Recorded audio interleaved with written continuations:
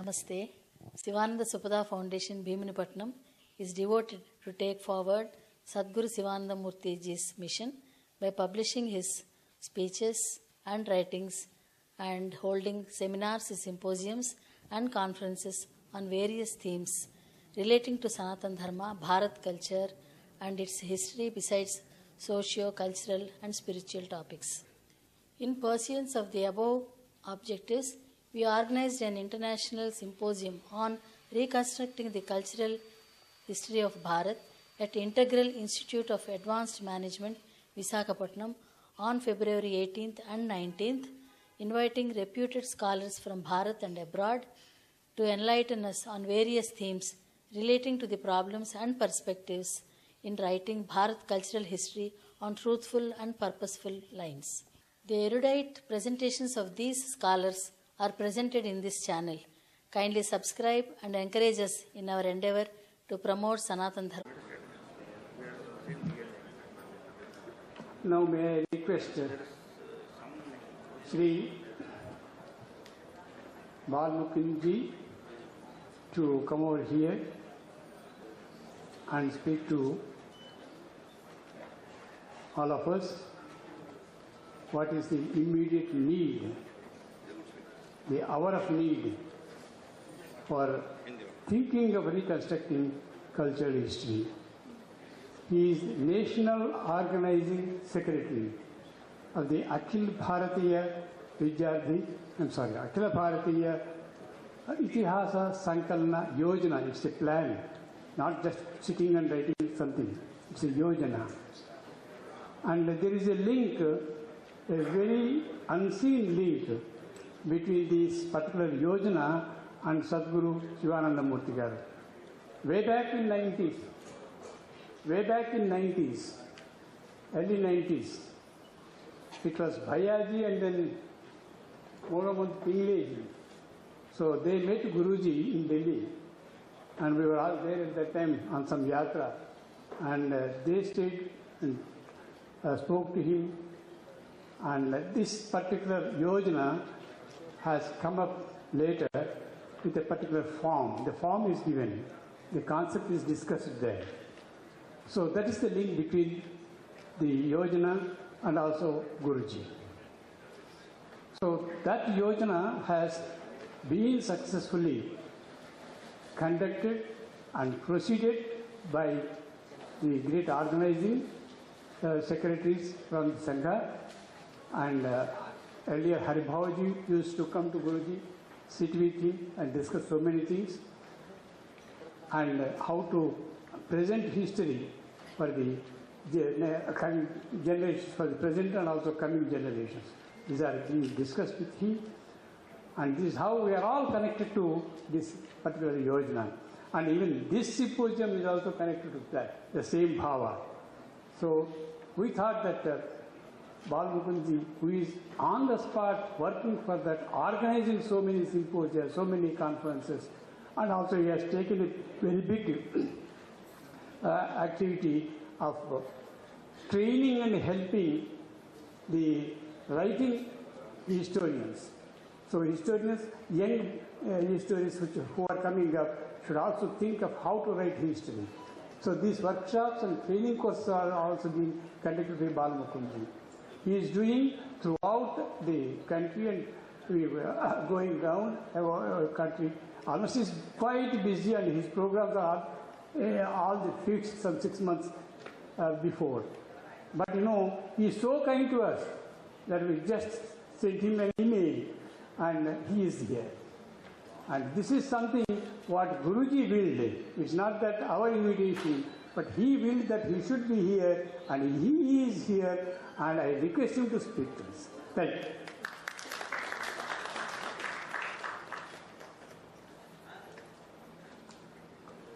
धन्यवाद प्रोफेसर सुदर्शन जी। क्षमा करेंगे, मुझे इंग्लिश भाषा में बोलना नहीं आता है और तमिल भी नहीं जानता हूँ, इसलिए हिंदी में बोलूँगा, धीरे धीरे बोलूँगा, प्रयास करूँगा कि आपके पास तक मेरी बात पहुँचे।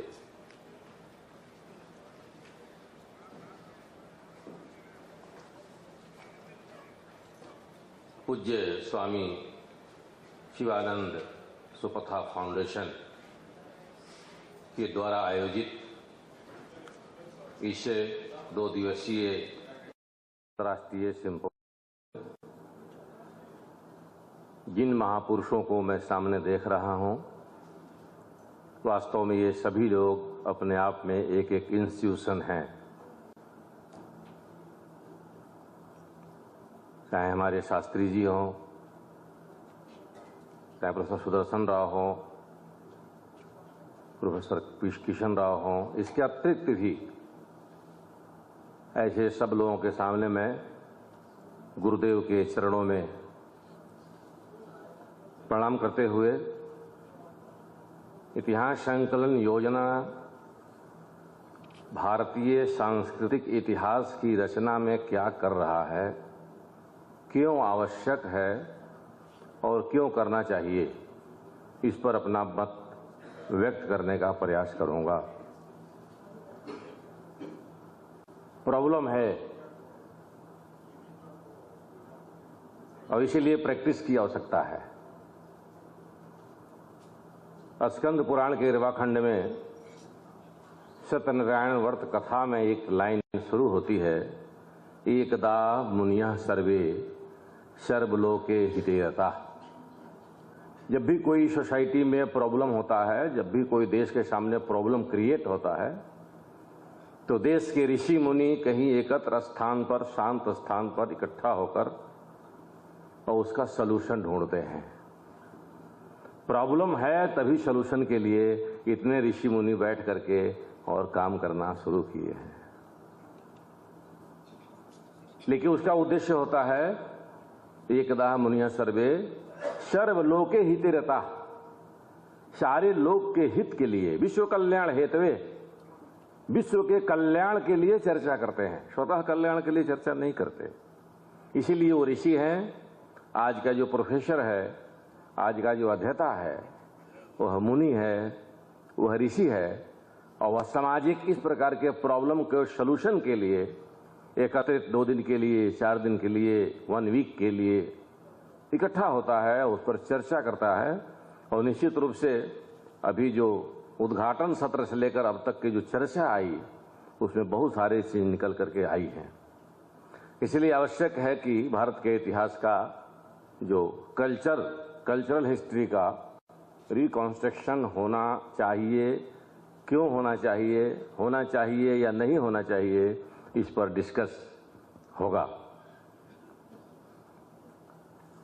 एक जर्मन के लेखक हैं विलियम वॉन पोकहैमर।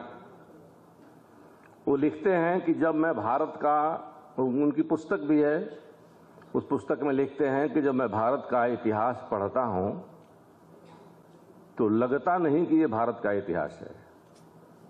पूरे भारत के इतिहास में पराजितों का इतिहास पढ़ता हूं, पूरे भारत में अंधविश्वास का इतिहास पढ़ता हूं, पूरे भारत के इतिहास में मैं पीटे हुए, मारे हुए लोगों का इतिहास पढ़ता हूं। वहां का स्वाभिमान का, वहां का प्रोटेक्शन का, वहां का संघर्ष का इतिहास हमको भारत के इतिहास में नहीं मिलता। आगे शिवाजी सिंह कहते हैं कि भारत के इतिहास में वास्तव में भारत नहीं है। जब भारत का इतिहास पढ़ते हैं तो हम कहीं होड़ों का, कहीं शकों का, आक्रमण का इतिहास पढ़ते हैं, कभी फिर तुर्कों का इतिहास पढ़ते हैं, लोधी का पढ़ते हैं, सैयद का पढ़ते हैं, खिलजी का पढ़ते हैं, फिर मुगलों का पढ़ते हैं, फिर वायसरायों का पढ़ते हैं। तो भारत के इतिहास में जो कल्चरल और सोशल हिस्ट्री है, अर्थात भारत के जो 4 फादर हैं, उनका कंट्रीब्यूशन है, वह भारत के इतिहास में नहीं दिखता। आगे पोकहैमर लिखता है, लेकिन एक समय आएगा जब भारत के लोगों के द्वारा भारत का इतिहास लिखा जाएगा, और उस समय लगेगा कि भारत का वास्तविक इतिहास स्वाभिमान का इतिहास है, स्व जागरण का इतिहास है, भारतीय संस्कृति का इतिहास है, भारतीय स्वाभिमान का इतिहास है, भारत के विजय का इतिहास है। वह समय अब आ गया है। शायद इसीलिए इस प्रॉब्लम पर माननीय सुदर्शन राव जी, जो स्वयं में एक संस्था भी हैं और ऋषि हैं, 3 वर्ष तक इनके साथ मुझे ICHR के साथ सानिध्य में प्राप्त हुआ। शांत भाव से इन्होंने ICHR के माध्यम से भारत के इतिहास को एक श्वेत पत्र जारी करने का प्रयास किया। उसके अलावा भी लगातार स्वामी जी के इस पूरे परिवार के साथ लग करके और स्वामी जी के विचारों के आधार पर भारत के इतिहास को देखने का, समझने का, उसका शोध करने का, पुस्तकों का प्रकाशन करने का और बाद में सिलेबस में या करिकुलम में उसको स्थापित करने का काम आप सबके द्वारा हो रहा है। इसके लिए इतिहास संकलन योजना के द्वारा तरफ से मैं साधुवाद देता हूं। भारत के इतिहास में असंतुलन है, क्योंकि जब भारत का इतिहास हम पढ़ते हैं तो दिल्ली का इतिहास होता है। भारत के इतिहास में राजा कृष्णदेव राय नहीं दिखते। भारत के इतिहास में कश्मीर के राजा रणजीत सिंह नहीं दिखते। भारत के इतिहास में आसाम के अहोम राजाओं का चर्चा नहीं मिलती। भारत के इतिहास में चोल चालुक्यों को बहुत थोड़ा पढ़ाया जाता है। डिस्ट्रिक्ट हिस्ट्री, जो वास्तव में कल्चर हिस्ट्री है, जो हमारे मेले का इतिहास है, जो हमारे त्योहारों का इतिहास है, जो हमारे रिचुअल्स की हिस्ट्री है, जो हमारे गांव का इतिहास है, जिसके कारण से हम खड़े हैं। अल्लामा इकबाल कहता है कि कुछ बात है कि हस्ती मिटती नहीं हमारी, सदियों रहा है दुश्मन सारे जहां हमारा। लेकिन अल्लामा इकबाल को ये समझ में नहीं आया कि वो बात कौन सी है। वो बात है हमारी अनवरत, नित्य नूतन और चिर पुरातन भारतीय संस्कृति, जिसको हम जीते हैं। मेरी माँ कहती है कि ये पिता हैं तो वह पिता होते हैं, उसमें इफ बट नहीं होता। किसी काशी के और किसी उज्जैन के और किसी तीर्थ स्थल के कोठरी में एक अंगोछा पहन करके एक दीपक जलाकर अंधेरे में बैठा हुआ एक ब्राह्मण पंचांग की रचना करता है, और उस पंचांग में वो लिखता है कि सूर्य का उदय 6:16 पर होगा, तो सूरज की हैसियत नहीं है कि 13 सेकंड पर पैदा हो। यह विश्वास की जो वातावरण है वो हमारा कल्चरल हिस्ट्री है, उसका रीस्ट्रक्चर होना चाहिए।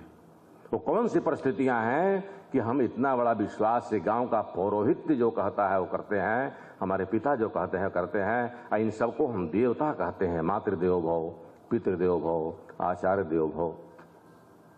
रामचरितमानस में गोस्वामी तुलसीदास जी ने अयोध्या कांड के प्रथम चौपाई में एक विषय लिखा, श्री गुरु चरण सरोज रज निज मन मुकुर सुधार। क्योंकि हमारा उद्देश्य इतिहास से और शिक्षा का उद्देश्य यही है कि हम अपने को जाने कि मैं कौन हूं। बिना अपने को जाने हम दूसरे को नहीं जान सकते। जब तक हम अपने को भारतीय नहीं जानेंगे तब तक भगत सिंह भारत के क्रांतिकारी नहीं होंगे। जब हम अपने को यूरोसेंट्रिक जान करके भारत का इतिहास लिखेंगे तो भगत सिंह आतंकवादी दिखाई देंगे। इसीलिए अपने को जानना और अपने को जानने के पीछे बहुत सारा डिस्टॉर्शन हुआ। हजारों वर्ष का संघर्ष हमारे साथ हुआ। दुनिया के लोग हमारे पास आए, कुछ छद्म रूप में आए, कुछ सहयोग के रूप में आए, और हमको किसको सबको हमने अंगीकार किया। तो तुलसीदास जी कहते हैं कि अपने को जानने के लिए अपने मन के मुकुर, शीशा में, दर्पण में, अपने ग्लास में जो मन के अंदर है उसमें अपने आप को देखना पड़ेगा। वो देखने के लिए वह मुकुर को, वो शीशा को साफ होना चाहिए। सामाजिक गंदगियों के कारण, हजारों वर्ष के संघर्ष के कारण से वो कहीं ना कहीं वो धुंधला हो गया है, गंदा हो गया है। फिर उसको सफाई कैसे किया जाए, तो उसको साफ करने के लिए एक ही केमिकल है और उसको कहते हैं श्री गुरु चरण सरोज रज। श्री गुरु के चरण का जो धूल है एकमात्र केमिकल है जो मन के शीशे को साफ करता है। और ये गुरुदेव के चरण में बैठ करके, गुरुदेव के चरण, हमारा दुर्भाग्य है कि मैं आपका प्रत्यक्ष दर्शन नहीं किया हूं, लेकिन परोक्ष दर्शन में निरंतर करता हूं बी किशन राव जी के माध्यम से। ऐसे गुरु के चरणों में बैठ करके हम भारत के इतिहास, भारत की संस्कृति और वेद को हमने समझने का प्रयास किया। यह देश वेदों का देश है, यह देश ज्ञान का देश है, यह देश जानने का देश है, यह देश मानने का देश नहीं है। इसलिए हम बिना जाने मानते नहीं हैं। हमारी संस्कृति वैदिक संस्कृति है और इसीलिए इसमें इसको केंद्र में वेदों को रख करके ही भारतीय संस्कृति के इतिहास को हम आगे बढ़ा सकते हैं। माननीय सुदर्शन राउत जी अभी जो अपने लेक्चर दे रहे थे उसमें उन्होंने वैदिक पीरियड, पौराणिक पीरियड और उपनिषद के पीरियड, ब्राह्मण पीरियड, लेकिन यह एक दूसरे के पूरक हैं। वेद को ही पुराणों में देखते हैं हम, पुराणों को ही रणक में देखते हैं, रणक को ही कथा के रूप में, गाथा के रूप में हम उपनिषदों में भी देखते हैं। तो वैदिक संस्कृति के रूप में जब हम देखते हैं, अपने को स्थापित करते हैं, तो लगता है कि दुनिया की सर्वाधिक प्राचीन और जीवंत संस्कृति, सांस्कृतिक राष्ट्र कोई है तो वो भारत है। और उसमें जो विभूत, जैसे कहा कि मन का मुकुट को साफ करना, तो अगर मन का मुकुट साफ होता है, अपने को जो देखते हैं कि हम कौन हैं, तो हमको लगता है कि माता भूमि पुत्रो हम पृथिव्या, ये धरती माँ है, मैं उसका पुत्र हूं, इसीलिए भारत माँ है। और दीनदयाल उपाध्याय कहते हैं कि जब तक आप भारत कहते हैं तब तक वो देश है, और जब भारत माता कहते हैं तो वह राष्ट्र हो जाता है। और राष्ट्र स्वयं देव है, वो देव स्वरूप है। क्योंकि जब दर्शन करते हैं भारत का, भारत राष्ट्र का दर्शन करते हैं, उसका सांस्कृतिक स्वरूप को जो देखते हैं, स्वामी विवेकानंद जी जब उस पत्थर शिला पर बैठ करके कुछ घंटों के बाद, कुछ दिनों के बाद जब उनकी आंख खुलती है तो देखते हैं तो साक्षात शिव दिखाई देता है, जिसका सिर मुकुट हिमालय है।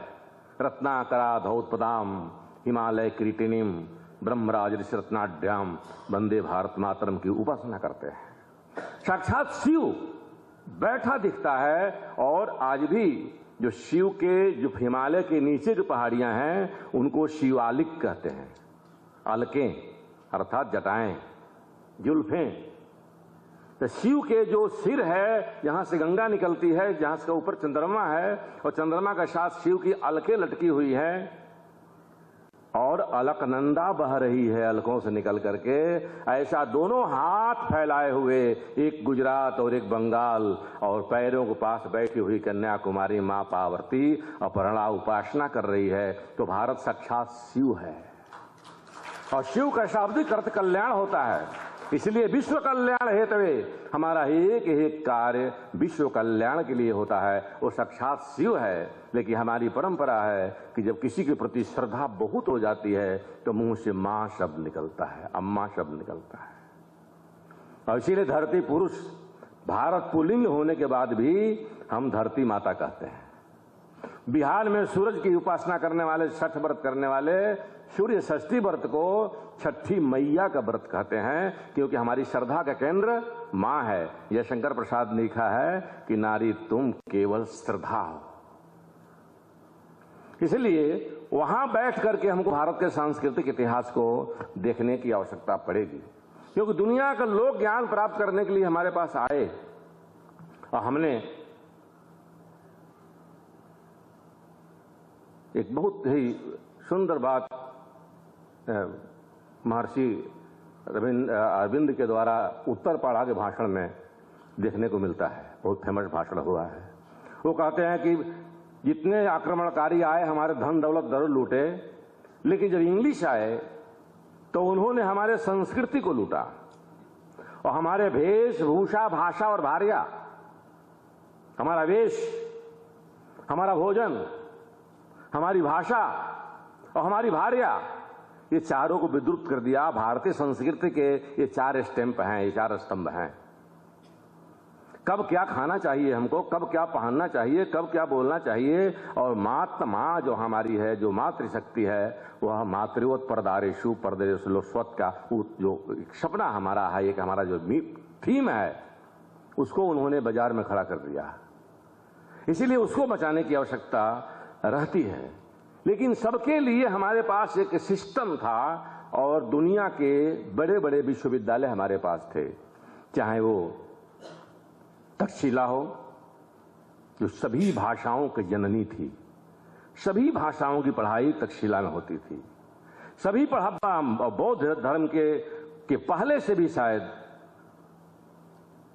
अन्य बहुत सारे, नालंदा का विश्वविद्यालय हमारा था, हमारे तक्षशिला के विश्वविद्यालय में संस्कृत, आयुर्वेद, योग, अणुशास्त्र, खगोल, मार्शल आर्ट और ये सबके ऋषि थे, इसके सबके आचार्य भी थे।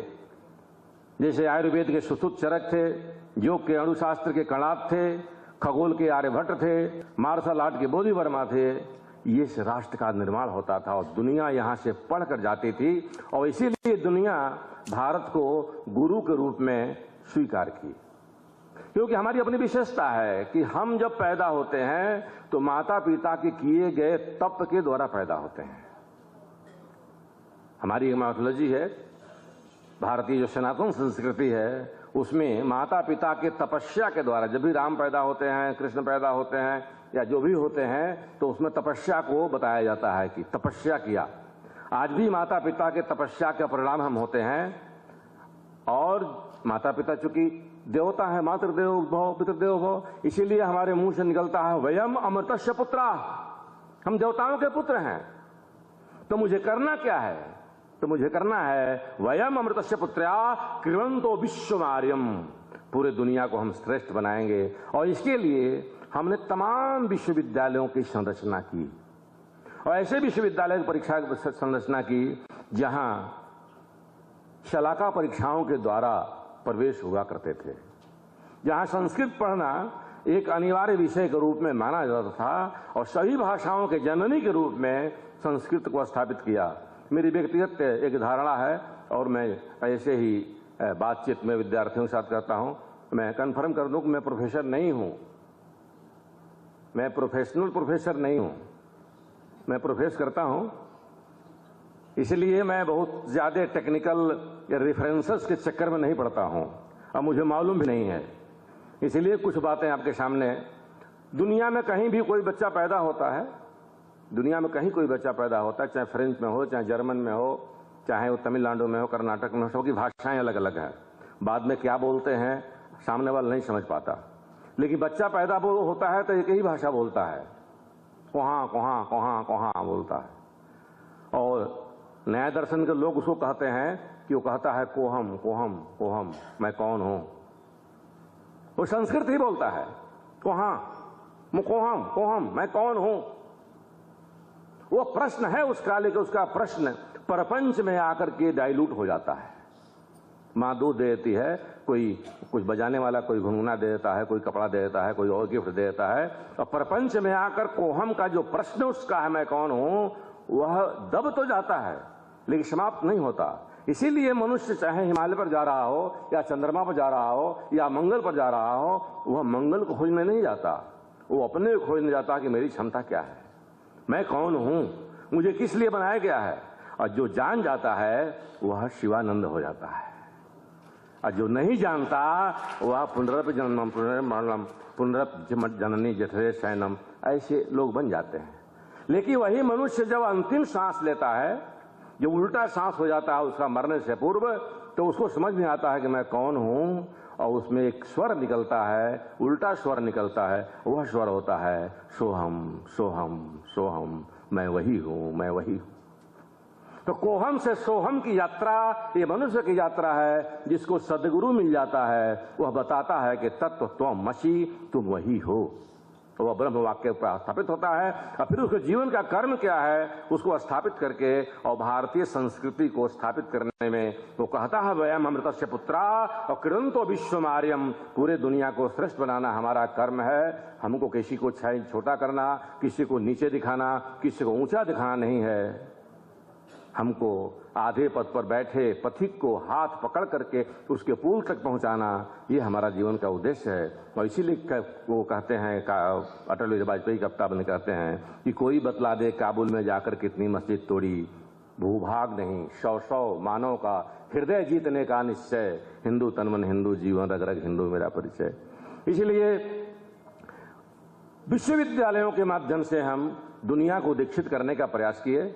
वेदों के माध्यम से और वेदांगों का जो 6 भाग है, चाहे वो शिक्षा हो, छंद हो, व्याकरण, निरुक्त हो, उसके माध्यम से हमने भाषा को परिष्कृत किया और भाषा ही नहीं तो उसमें विज्ञान को स्थापित किया, चाहे वो आयुर्वेद हो, चाहे विज्ञान शास्त्र हो, सारे चीजों को हमने बनाने का प्रयास किया और सब बना करके हमने कहीं ना कहीं रखा।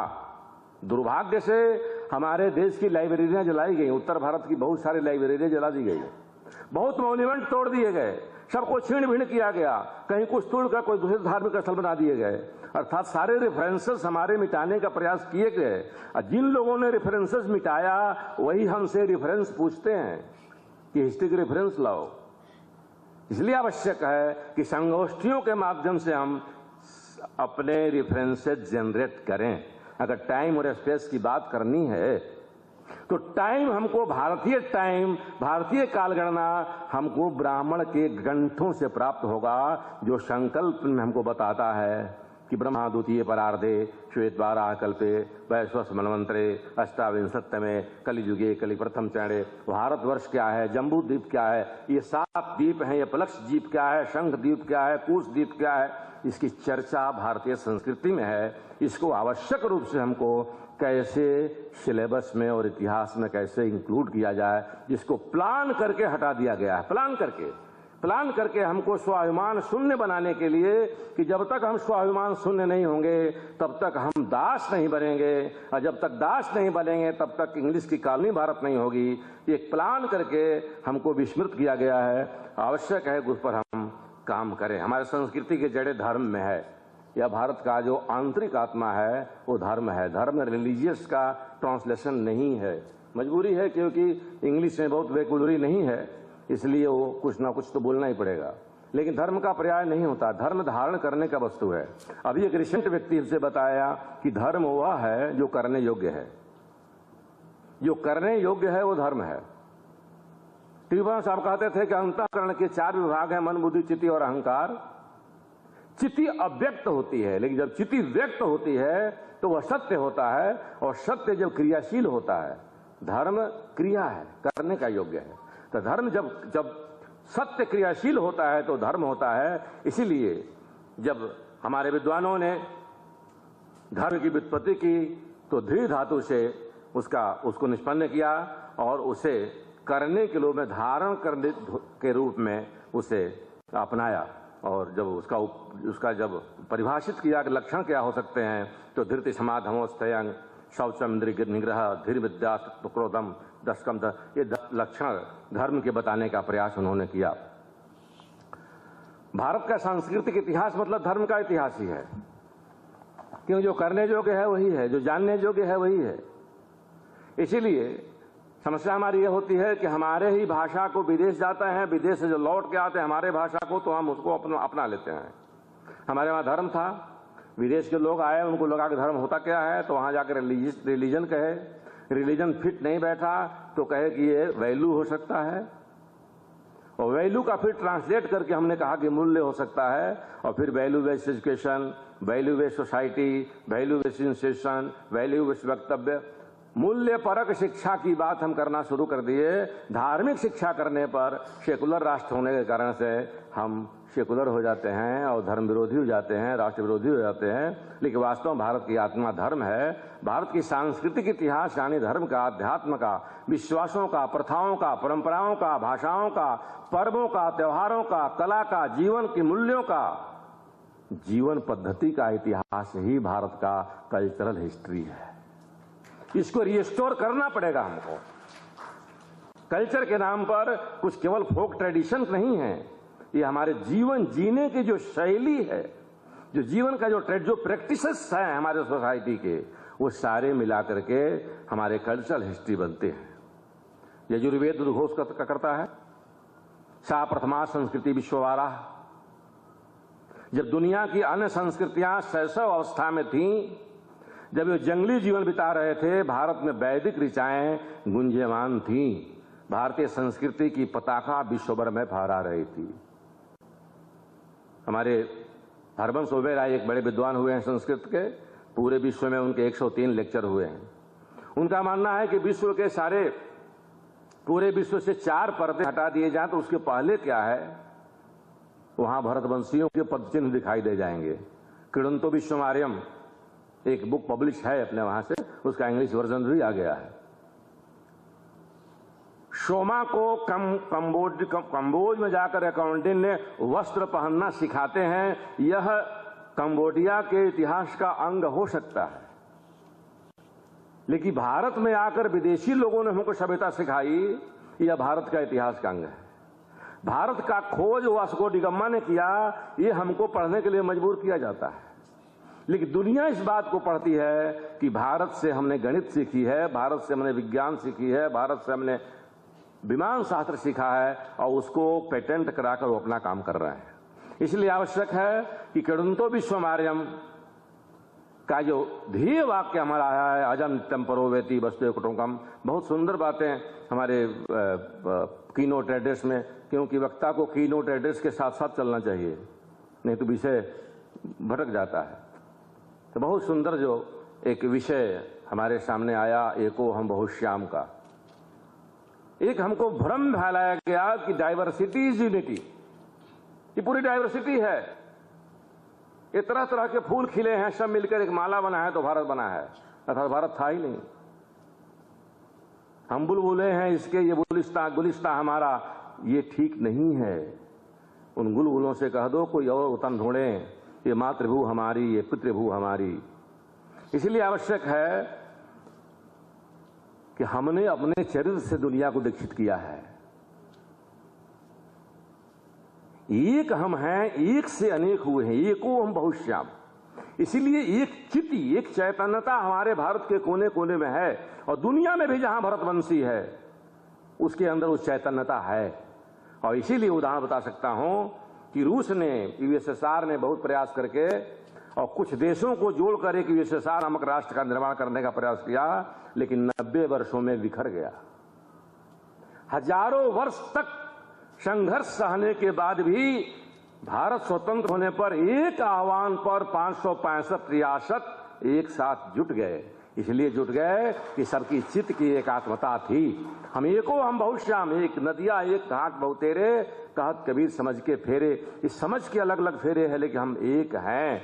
हम संतरे के समान नहीं हैं कि बाहर से एक दिखते हैं, अंदर से अलग अलग। हम एकत्व में विश्वास करते हैं, हम एक से अनेक होते हैं।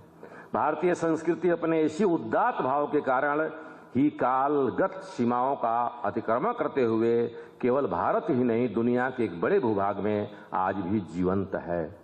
आज भी बाली में जाइए, सूरीनाम में जाइए, क्रौच में जाइए, देश के 2500 साउथ ईस्ट एशिया के देश हैं, चाहे वो कंबोडिया हो, थाईलैंड हो, रामलीलाओं के माध्यम से वहां भारत जीवित है। वहां आज भी रामानुकरणीय हैं। मैं पूरे श्रीलंका में घूम के आया, एक भी रावण नाम का आदमी नहीं मिला हमको, सुपर्णखा नाम के आदमी कोई नहीं मिला। राम नाम के मिले, लक्ष्मण नाम के मिले, भरत नाम के मिले। तो अपने अपने कार्यों के अपने इसके कारण से आज भी हम जीवंत हैं। भारतीय सांस्कृतिक इतिहास लेखन पर बल देना, उसे सत्य स्वरूप में दुनिया के समक्ष उद्घाटन करना इसलिए भी आवश्यक है क्योंकि पश्चिम का मॉडल पूरी तरह से विफल हो चुका है। भारतीय संस्कृति के एकमात्र विकल्प है, भारत का परिवार शांति के लिए एकमात्र विकल्प है, हमारी कुटुंब व्यवस्था एकमात्र विकल्प है, वसुधैव कुटुंबकम की जो परिकल्पना है वो एकमात्र विकल्प है शांति के लिए और जीवनदायिनी के लिए। इसलिए ओम देवं शांति, अंतरिक्ष गं शांति, आप शांति, ये शांति का जो सब वनस्पति शांति की बात जो कहा हमारे ऋषियों ने कहा है, ओम भूर्भुवः स्वः तत्सवितुर्वरेण्यं भर्गो देवस्य धीमहि धियो यो न प्रचोदयात्। जो भी जद्भद्रं तन्नाशु, जो भी अच्छा है सब हमारे अंदर आ जाए, यह जो कॉन्सेप्ट है यही दुनिया को शांति दे सकती है। यही एकमात्र व्यवस्था है वो भारतीय व्यवस्था। इसलिए आवश्यक है कि भारतीय कल्चरल इतिहास को, भारतीय सांस्कृतिक इतिहास को पुनर्जीवन दिया जाए। दीनदयाल उपाध्याय जी कहते हैं कि विदेशस्थ का जो विदेशी है उसके भारतीय पक्ष में, भारत के हित में उसका उपयोग किया जा सकता है, और जो भारतीय है वह युगानुकूल उसका प्रयोग किया जा सकता है। भारत का बहुत प्राचीन है इसलिए होना ही चाहिए, ये आवश्यक नहीं है, लेकिन विदेश का बहुत अच्छा है, विदेशी है इसलिए नहीं होना चाहिए, ये हमने कभी नहीं माना। और इसीलिए हमने स्वयं स्वयं चरित्रेण शिक्षेरन पृथिव्या स मानवा एतद् देश सुतस्य सकाशादग्र जन्मनः स्वयं स्वयं चरित्रेण शिक्षेरन पृथिव्या स मानवा। हमने अपने चरित्र से, अपने व्यवहार से पूरे दुनिया को दीक्षित किया है। उसकी आवश्यकता आज भी है और उसकी चर्चा होना आवश्यक है। अभी कोविड में हमने इसका एक देखा कि कौन कौन सी संस्कृति किस प्रकार से है। विषय बढ़ जाएगा, इसलिए मैं आगे बढ़ता हूं। पश्चिम की प्रकृति और विजय की अवधारणा के विपरीत हमारी भारत भूमि पृथ्व्यांग पुत्रो हम की पहचान की है। हम कहीं विजय के लिए नहीं गए, हमको कहीं किसी के ऊपर विजय नहीं प्राप्त करना है, हमको कहीं कोई कॉलोनी नहीं बनाना है। हम तो मनुर्भाव में विश्वास करते हैं। हम तो पूरी दुनिया को मनुष्य बनाने की बात करते हैं। हम किसी को हिंदू बनाने की बात नहीं करते, किसी को मुसलमान बनाने की बात नहीं करते, किसी को सिख बनाने की बात नहीं करते, किसी को ईसाई बनाने की बात नहीं करते। हम कहते हैं मनुर्भवः, मनुष्य बन जाओ। और मनुष्य बनने के लिए ही हम अपने को प्रमोट करते हैं, अपने को दिखाते हैं। स्वयं स्वयं चरित्रेण शिक्षेरन पृथिव्या स मानवा। ऐसे 50 उदाहरण आपको भारत के इतिहास में मिलेंगे। आप वस्मात् मात्रः का उद्घोष इस बात के लिए हमको दिखाई देता है। अथर्ववेद चेतावनी देता है कि यदि पर्यावरण को क्षति पहुंचेगी तो विनाश निश्चित है। ये सांस्कृतिक इतिहास में होना चाहिए कि नहीं होना चाहिए? प्रकृति के साथ जो हम अपघात कर रहे हैं, दैहिक भौतिक तापा राम राज सकहने, आज रामलला विराजमान हो गए हैं और राम राज्य की स्थापना हो चुकी है। लेकिन राम राज्य की स्थापना होने के लिए दैविक और भौतिक ताप से बचाना पड़ेगा समाज को। और वह समाज को, राष्ट्र, दुनिया को बचाने का तरीका एक ही है कि हम प्रकृति के साथ तादात्म्य स्थापित करें। अगर प्रकृति समाप्त हो गई, उसका उद्घोष अथर्व करता है।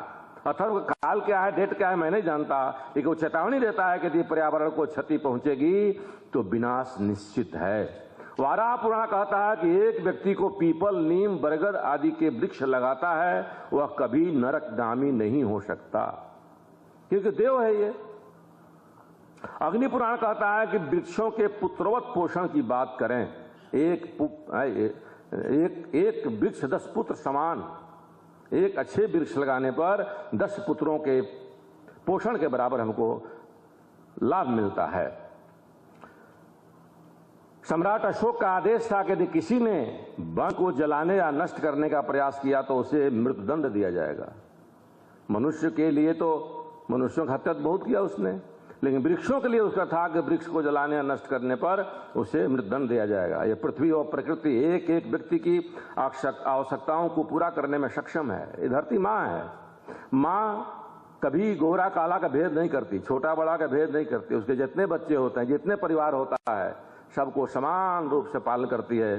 सबके टेम्परामेंट को वो समझती है और उसके अनुसार उसकी आपूर्ति करती है। इसीलिए धरती हमारी माँ है और इसीलिए माता भूमि पुत्रो हम पृथ्व्या की हम बात करते हैं। यह पृथ्वी प्रकृति का एक एक व्यक्ति की आवश्यकताओं को पूरा करने में सक्षम है, किंतु एक ही व्यक्ति के लिप्सा के लिए यह छोटी पड़ जाती है। हम पृथ्वी का, प्रकृति का शोषण कर रहे हैं। लेकिन जब उपनिषद, ईशा उपनिषद इस बात को जो हमारे सामने स्पष्ट करता है, ईशावास्यम मिदम सर्वम यत्किंचित् जगत्तां जगत तेन तत्तेन भुंजी था मागृदत्त का धर्म, कि हमको त्याग पूर्वक भोग करने की आवश्यकता है। यह हमारे इतिहास का अंग होना चाहिए। ये हमारे कक्षा 8 तक पढ़ने वाले विद्यार्थियों को जेहन में जाना चाहिए कि पृथ्वी शोषण के लिए नहीं है, प्रकृति शोषण के लिए नहीं है, प्रकृति दोहन के लिए है, उसको अपने काम के लिए ही। स्मृतियों में भी ऐसे अनेक संदर्भ आते हैं। जल प्रदूषित नहीं करना चाहिए, इसके लिए दंड का प्रावधान है।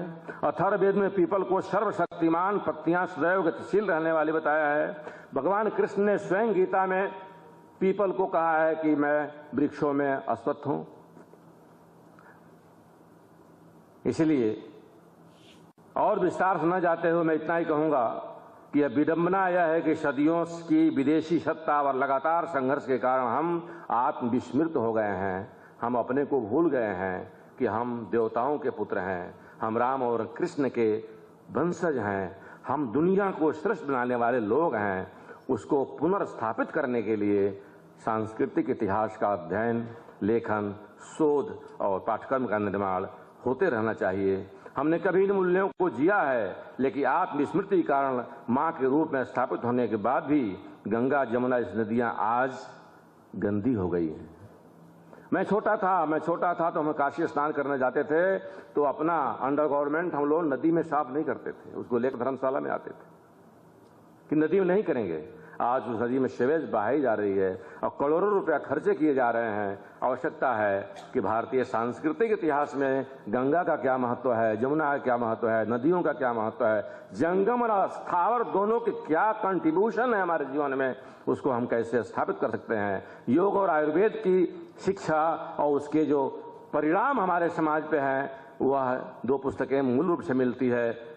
वाल्मीकि का लिखा हुआ योग वासिष्ठ और पतंजलि का योग सूत्र अब पूरे दुनिया में योगा के नाम से जाना जा रहा है। उसको इतिहास का अंग के रूप में, सांस्कृतिक इतिहास के रूप में स्थापित होना चाहिए। जो प्रदर्शनकारी कलाएं हमारी हैं, पेंटिंग है, नृत्य है, संगीत है, रामलीला है, रामलीलाओं के माध्यम से है, स्थापत्य है, नगर योजना है, अभियांत्रिकी है, जल प्रबंधन है, धातु कर्म है, गणित है, खगोल विद्या है। आज भी फारसी में निम्रुकल को हिंदसा कहते हैं, हिंद से आया हुआ। दुनिया को हमने सब कुछ दिया है, से लेकर राष्ट्रीय आंदोलन के सांस्कृतिक राष्ट्रवाद तक की संक्षिप्त चर्चा की। ऐसे धर्म, अध्यात्म और उन्नत भारतीय संस्कृति से ही आंदोलन की पूरी वैचारिकी नियमित रूप से हो रही है। आज भी जो प्रधानमंत्री बोलते हैं कि संकल्प से सिद्धि प्राप्त होगी, तो वो हमारे कल्चर का ही अंग है। हम संकल्प का विकल्प कभी नहीं ढूंढे हैं। संकल्प होता है और संकल्प से ही सिद्धि होती है। और इसीलिए यह जो धरती हमारी है, जो भारत माता है, उसको बंकिम दुर्गा 10 प्रहण धारणी कहते हैं। स्वामी विवेकानंद भारत माता कह के पुकारते हैं। महर्षि अरविंद सुजलाम सुफलाम की बात करते हैं, सनातन और राष्ट्र की बात करते हैं। तिलक, दयानंद, वीर सावरकर, भाई हनुमान प्रसाद पोद्दार इत्यादि लोगों ने, हनुमान प्रसाद पोद्दार ने 1905 में 1905 में गीता छापी थी 5 लाख, और उस गीता पर भगवान कृष्ण की मूर्ति नहीं थी, भारत माता की मूर्ति थी, और उसमें हाथ में तलवार था भारत माता का। हमने हमेशा सांस्कृतिक दृष्टि से ही अपने भारत को मुक्त कराने का प्रयास किया है। इसलिए सांस्कृतिक इतिहास में के लेखन द्वारा ही भारत का वास्तविक इतिहास उद्घाटित हो सकता है। वह पुनः विश्वगुरु के रूप में अपने मूल स्वरूप को का प्रयाण भी कर सकता है। इसलिए आज का जो ये संगोष्ठी है, ये सिम्पोजियम है, इसमें गहराई से विचार करने की आवश्यकता है कि भारतीय संस्कृति जो चिर जीवित है, नित्य नूतन है और चिर पुरातन है, अपने आप उसमें आई हुई बुराइयां छंटती जाती हैं। गलती से छुआछूत कहीं आ गया, कहीं घूंघट प्रथा आ गई, कहीं सती प्रथा आ गई, कहीं बाल विवाह हुआ, लेकिन काल के प्रवाह में अपने आप वो समाप्त होता चला जाता है और नए तेवर में भारतीय संस्कृति आगे बढ़ती है। मैं अटल बिहारी वाजपेयी की 4 पंक्तियों को आपके सामने रखते हुए अपनी बात समाप्त करूंगा। हिमालय के आंगन में प्रथम उसे किरणों का देवपहार, उषा ने हंस अभिनंदन किया और पहनाया हीरक हार। जगे हम सभी लगे जागने विश्व, लोक में फिर फैला आलोक। व्योम तक तो पुंज हुआ तब नष्ट, निखिल संस्कृति हो उठी आलोक। मैं अखिल विश्व का गुरु महान, अटल जी कहते हैं, मैं अखिल विश्व का गुरु महान, देता विद्या का अमरदान। मैंने दिखलाया मुक्ति मार्ग, मैंने दिखलाया ब्रह्म ज्ञान। वेदों का है ज्ञान अमर, मेरे वेदों की ज्योति प्रखर।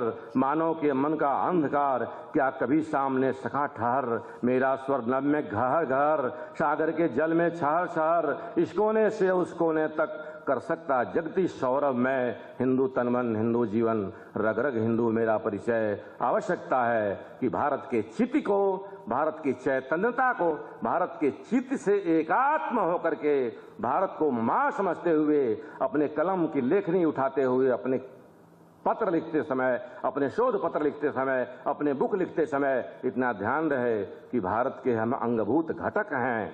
भारत माता का अपमान हमारा अपमान है, भारत माता का सम्मान हमारा सम्मान है, भारत माता का उत्थान ही हमारा उत्थान है। और इसीलिए सांस्कृतिक इतिहास को ठीक प्रकार से सजो करके और भारत के इतिहास के एक आवश्यक अंग के रूप में हम स्थापित करने में सक्षम हो, यह संगोष्ठी इसके लिए उपादेयता प्राप्त करेगी।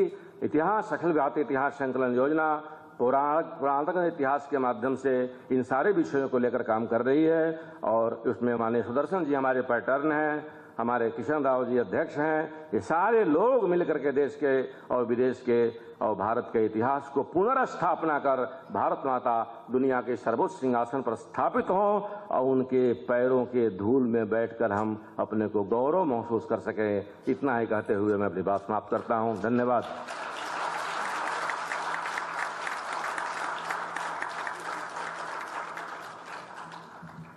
बाल मुकुंद जी बाल नहीं है, बालक नहीं है, और प्रौढ़ है और सेज भी है। इसमें एक बहुत क्लैरिटी रहता है और स्पिरिट भी रहता है, चैतन्यवंत करता है। हिंदी और तेलुगु में ज़्यादा डिफरेंस नहीं है। ये दो लैंग्वेजेस जो है संस्कृत से आए हैं। आपको क्रिया ये ऐसा इसमें थोड़ा टेढ़ा रहता है, भेद रहता है, मगर सब्जेक्ट में मेन वर्ड्स जो भी है वो पूरा संस्कृत पद है, इसलिए हर एक उनका भाषण समझ सके and there won't be any difficulty and there will be no need for any translation for that. And really we are all thankful to Bal Mukundji for taking trouble of coming over here in spite of his very busy schedule. We all thank him for giving us a wonderful speech, a very spirited speech, and a clear message he has given to us. Thank you, sir.